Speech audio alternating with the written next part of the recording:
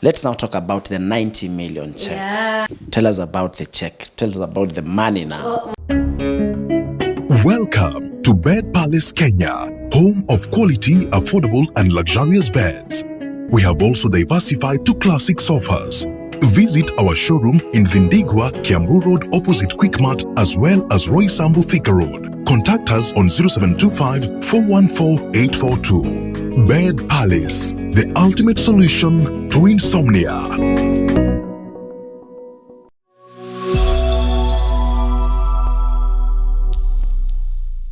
Hello guys, this is Mr. A Lot More, your senior Udaku reporter. And of course, a lot more is coming. I am coming to you live from Gigiri, mtu wangu. Niko hapa kupiga story na Msupa. You remember the lady who trended a lot kuhusu check ya 90 million. Did you get that? I'm talking about 90 million Kenyan shillings, mtu wangu. Na tukamtafuta, tukamkosa, but leo mimi ni nani? Nimemtafuta, nikampata. Yuko kwenye channel ya Mr. A Lot More, na nilikwambiaje kama haijafanyika hapa mtu wangu, basi haijafanyika. I'm talking about Yvonne Mugure. She's a Kenyan based in the US. As we speak, she's in Kenya. She's in this interview. Atupe story. Atuambie ni millionaire ama iko namna gani. Atuambie ni kweli kwamba yeye ni niece wa Ferdinand Waitito, mtu wangu. How are you, Yvonne? I'm good. How are you? I'm fine. You're looking gorgeous, by the way. Thank you. Thank you for having me. Welcome to the interview, and thank you for inviting me to this place. You see, I come from Machakos. Do you? Okay. So for me, being in this environment, What is it? I'm gonna shukisha gangster points. Nimetulia. Okay. Welcome to the interview. Thank you so much. Thank you. Is this your first interview, by the way? It is. I have never done an interview. I've shied away from them, but yeah, it's my first one. Yeah. We're gonna look into your life a little bit to get to understand the 90 million stuff. I mean, your relationship with Kenya and the US. There is a time you used to live with your grandmother at Kibera. We're gonna talk about a lot, but first of all, introduce yourself. Okay, hi, I'm Yvonne Mugure. I am a Kenyan that was raised in the US that's now back in Kenya, and I'm here now primarily living here, but I also live in the US as well as other places. And I am an entrepreneur. I'm also a creative. I am an artist. I'm just a few things, but that's who I am. Yeah. When did you come? For how long have you been here? 1 year. Oh. Yeah. Oh, it's been a year since. A year, yeah, it's been a year. Oh. Yeah. So ushakuwa wetu basi. Yeah. In just 30 seconds, how would you describe yourself in 3 words? In 3 words, in 30 seconds. Okay, in 3 words, I would say I'm an empathetic person. I have a lot of energy. I'm outgoing. I would say I'm ambitious. Not afraid to say that. And I would also say I'm just welcoming and open. Yeah. Wow. I mean, when did you become a US citizen? I went when I was 10 years old, and usually after 5 years, you're able to become a U.S. citizen. So when my mother became a citizen, automatically, I was under 16, I automatically became a citizen of the U.S. I'm also a citizen of here as well, so I'm a dual citizen. Okay. Wow, I know it feels good to be a US citizen, right? It does. It has its perks, definitely. Yeah, it feels good. It feels good. I get to do and travel anywhere I want, so it's a beautiful feeling. Yeah. What is that one unique thing in Kenya and you compare US? That's here and in the U.S.? I would say Kenyans is a common denominator, right? I would say whenever I'm around Kenyans, I feel so welcomed. And that's still here in the U.S. as well. Or there's a home feeling, more so here than the U.S. But yeah, that's a common, I would say. And the one thing that makes Kenya unique in the US? Oh, I understand. What makes Kenya unique in the U.S.? I would say our generosity as people, right? And something I think that's missing there is the family aspect. right? I think in the US, people are just doing, you're so busy doing so many things, right? That I feel like in Kenya, at least, one of the things I've loved here is I've been able to be closer to my family, as well as have and form a community and have a life and work balance that I didn't really have in the US. I was just working all the time. Perfect. You have a Mugure in your name. I do. That means that's a Kenyan name. Yeah. I mean, do you know your mother tongue? Like Kikuyu? Yeah. No, I understand. Okay, I understand. If you're speaking to me now, I understand. But speaking is a problem. Yeah, yeah. For example, if I say Wanatia, what does that mean? How are you doing? How do you answer that? Marga? That's something, right? Marga is good, right? Yeah, that's all I know. Yeah, but understanding, I understand. I mean, there is a time you went viral Yeah. concerning the 90 million check, but that means if you are creating content. I mean, tell us about you being a content creator. What type of content do you create? When did you start? Okay, yeah. I started creating content a few years back, maybe 5 years. I just think I wasn't here. I was in the US, so I wasn't really as known here. But I love creating content. The content I usually make is about entrepreneurship, about maybe empowering yourself. I also talk about mental health and also lifestyle content and family. So it's usually just more vlogs, just a lot of things. Yeah. Maybe someone would like to check your account out, maybe on TikTok, Instagram. Are you on YouTube as well? I am, but more so shorts than like anything. More, not what you're doing. But yeah, if you want to check me out, I'm Yvonne, period, or full stop is here. Full stop, Mugure. Okay. Yeah. Perfect. Let's now talk about the 90 million check. Yeah. That's huge, man. Yeah, that went crazier than I ever imagined. At the time you were recording the video, Yeah. did you know it's gonna go viral? I mean, people will talk about it. Excuse me, sorry. Sorry? It's okay. Like I said, I do vlogs, right? So I thought it was just gonna be part of my vlog. And in so many other videos, I've talked about money. Did I know it was gonna do what it did? No, I had no idea. I was just as shocked. So when I'd go places, people would call me the 90 million girl. I'm like, what? I wasn't expecting that at all. No. Tell us about the check. Tell us about the money now. Well, what about it? What you want to know? Do I have it? Is it real? What do you want to know?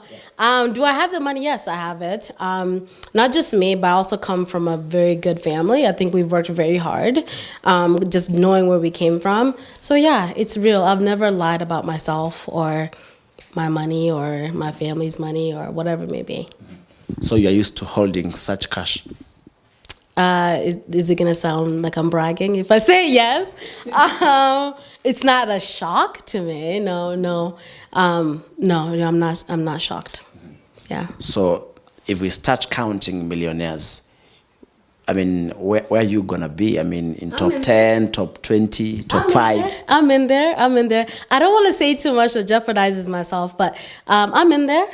I'm in the mix. I'm comfortable. Okay. Yeah. Perfect. So what do you do for a living then? Okay, yeah. So I'm a marketing director here. I'm also a consultant. I also have a small business. I also have other businesses. We also have a family business. We have property. So I manage some of the property. So I do a lot of things. I'm kind of a little bit of everywhere. Okay. Yeah. You just said you're a marketing director. Now, I mean, is content creation something you do maybe full-time? It's just a by the way for you? No, it's still full-time. I'm able to balance everything else, right? I create content as I live my life, right? So even if I'm at work or if I'm with my family, content is just kind of part of what I do because I love it so much. Yeah. Oh, perfect. That's cool. You are niece to one Ferdinand Waitito, the former Kiambu County Governor. Yes. I mean, how is your relationship with him? Yeah, we're close. I was just with him not too long ago. He's my direct uncle, so he's my mom's brother. I grew up being around him, at least when I was in Kenya. But yeah, I'm pretty close to him. I know people know him in the public eye, but I know him in a different way, right? Personally. So yeah, I'd say we're good. We have a pretty good relationship. Yeah. When you posted when you posted the check, people were like, that is his money. I mean, could you clarify that? It was not his money. I think if anybody has known me or seen my videos for a long time, I've worked, and I talk about working since I was 15, right, and getting my own wealth.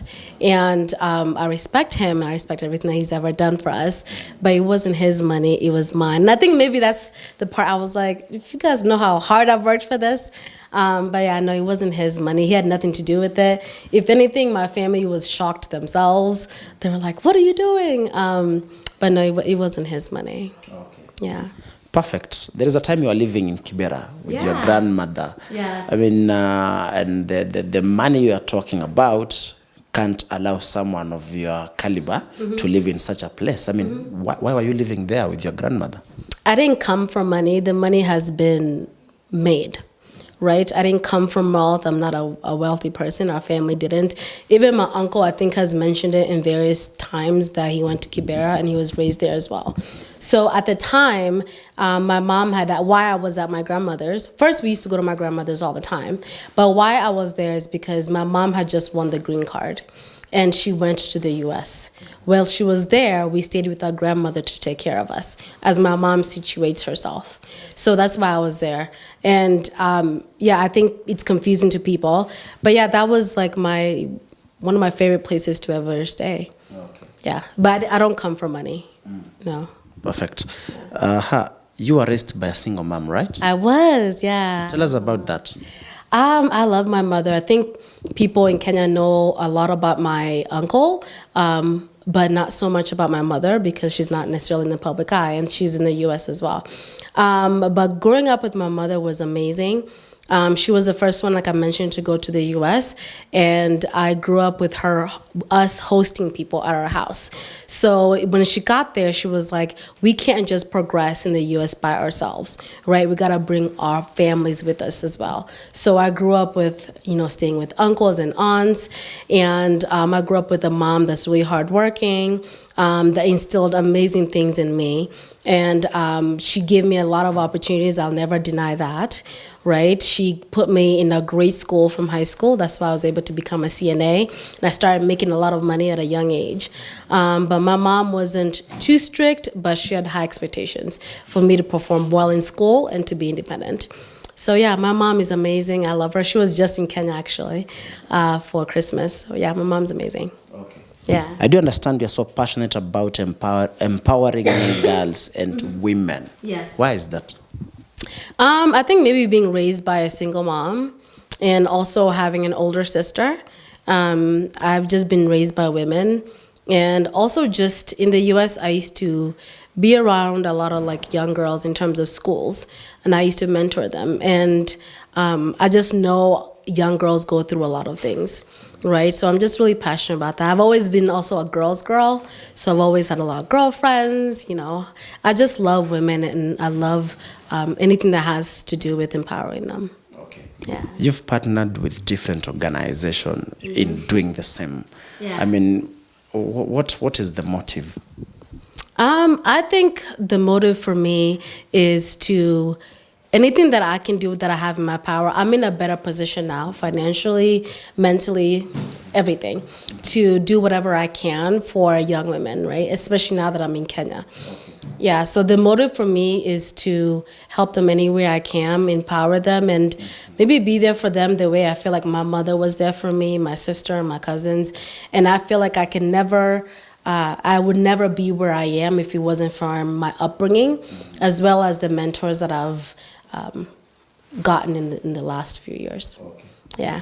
Yes, Yvonne, as we wind up, there is a story that I saw around 15 hours ago, and I thought it's good if I talk about it so that you can address the allegations. I mean, because it's alleged that, according to BNN, Basic on Instagram, I quote what they wrote. That's fine. We found Yvonne Mugure's billionaire mentor Christina Lewis, who is a convicted investor fraudster who relocated to Kenya. He continued and said the receipts and everything they know so far is on BNN Premium. That is on Telegram. What do you have to say about that? I would like to say that my mentor is Christine. I would like to clarify a few things, though. I would say she's not a fraudster. What I think the misconception of what happened was she did file for bankruptcy, which is Chapter 13, right? And that's different from any other kind of bankruptcy. That's for reorganizing your company. And a little bit later after that, she was able to sell another company for 100 million. And she's able to come in and out of Kenya. So if she was a fraudster or a criminal or anything, there would be cases all over about her. So I would like to say that that's false and that's not accurate. So I'd like to clear that up. Are you in a position, because we believe BNN got this story from somewhere or somebody. Are you in a position to tell us the source, if you know? I do know the source. I would prefer not to mention her, but since we're in this position, she's a student of ours. She was, and she suffered with mental health. And what happened, and I think that's what drove the story, what we do with our school is we help people work abroad or go abroad, right? And what happened is because of her mental health, we didn't feel like we saw her fit to travel abroad. And that didn't necessarily, I think, fit very well with her, right? And we take mental health very seriously with her, with anybody, all of our students. We take that very seriously. And we just, after we told her that we didn't think that she was fit to travel or continue with the program, she started blackmailing us. She started sending us just a lot of emails, a lot of voice notes, and we just didn't feel, because of her mental health, we didn't feel like we wanted to proceed or seek any legal action, because we take that very seriously. If anything, we wanted to mentor her and just keep her safe. But it seemed like that's where she chose to go to the media instead. Mm-hmm. Yeah. So the alleged source has mental health issues. That's what you're saying? That's what I'm saying, correct. And we do have emails. We also have where she threatened us. And we also have voice notes where she's speaking very... I don't know the word to say, but not in the best light. I'd prefer not to showcase those about her, because I don't want to cause any more mental problems, because I'm passionate about that as well. So yeah. Perfect. I mean, I think we've come to the end of this. I'd like you to look into that camera. Yeah. Talk to your fans, the people who do follow you. You know you inspire a lot of people out there. Yeah. Please. I'd just like to say thank you to everybody that supported me since I've been here. It's been a year. I've felt welcomed by some, by most actually, maybe not by everybody, but I'm okay with that as well. And I just want to say thank you for any support that anybody has had for me or with me or the school or any other businesses that I've been a part of. I want to say thank you. And to follow more of my journey, like I mentioned, I'm on all over social media. I'm Yvonne, _Mugure. And thank you for having me. You're welcome. Yeah. And thank you so much for having me at this place. You'll come back? I'll come back soon. Okay. Yeah, you'll take me to the US. Yeah, you want to go too? Of course. No, I'll take you. Perfect. Thank you so much, guys, for watching. Nimekuwa nikipigia story na Yvonne Mugure, the viral 90 million girl.